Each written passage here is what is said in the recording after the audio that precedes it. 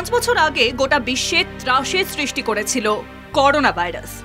অপ্রতিরোধ্য সংক্রমণের গতি নিয়ে বিশ্বের 200-রও বেশি দেশ করোনা আতঙ্কে ত্রস্ত ছিল। মহাশক্তিধর রাষ্ট্রগুলিকে অসহায় করে বিশ্বব্যাপী মহামারীর রূপ নিয়েছিল করোনা ভাইরাস। বিশ্বজুড়ে প্রায় 50 লক্ষেরও বেশি মানুষকে আক্রান্ত করেছিল এই মারণ ভাইরাস। 5 লক্ষেরও বেশি মানুষের দুঃখজনক মৃত্যুর সাক্ষী থেকেছে পৃথিবী। শুধু মৃত্যু নয়, করোনা ভাইরাসের প্রভাব গোটা ভূখণ্ডের সামাজিক, রাজনৈতিক, অর্থনৈতিক চিত্রতেও আমূল পরিবর্তন এসেছিল। চীনের ইউহান শহরে 2019 সালের ডিসেম্বরে প্রথম দেখা মেলে করোনা ভাইরাসের। বিশ্বজুড়ে জনসাধারণের জীবনকে বিপর্যস্ত করা করোনা ভাইরাসের উৎস সম্পর্কে প্রশ্ন এখনো রয়ে গিয়েছে। এরই মধ্যে সোশ্যাল মিডিয়া জুড়ে আবারও চীনে নতুন করে ভাইরাসের আতঙ্ক ছড়িয়ে পড়েছে। চীনের কয়েকটি হাসপাতালের ভিডিও পোস্ট করে বেশ কয়েকজন দাবি করেছেন যে চীনে নতুন করে মহামারী শুরু হয়েছে। হাসপাতাল এবং শ্মশানকে মহামারী হিসাবে জরুরি অবস্থান ঘোষণা করেছে চীন। ইনফ্লুয়েঞ্জা এ, এইচএমপিভি, মাইক্রোপ্লাজমা, নিউমোনিয়া এবং কোভিড-19 সহ একাধিক ভাইরাস দ্রুত ছড়িয়ে পড়ছে।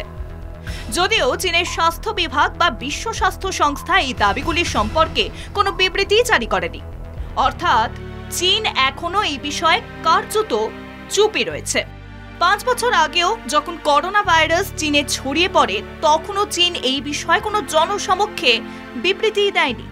বরং এই ভাইরাসের ঘটনা চাপিয়ে দিতে চেয়ে ভাইরাল নিউমোনিয়া বলে বিবৃতি প্রকাশ করেছিল তারা।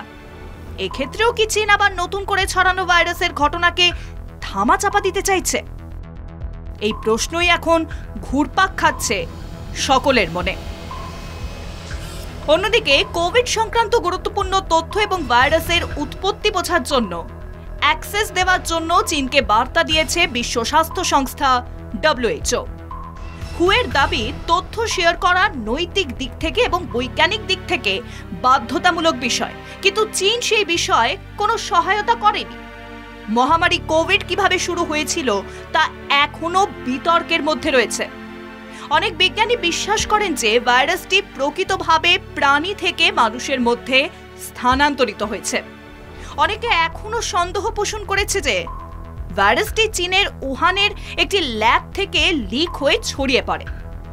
এই সত্যের উদ্ঘাটন করতেই এবার আসরে বিশ্ব স্বাস্থ্য সংস্থা।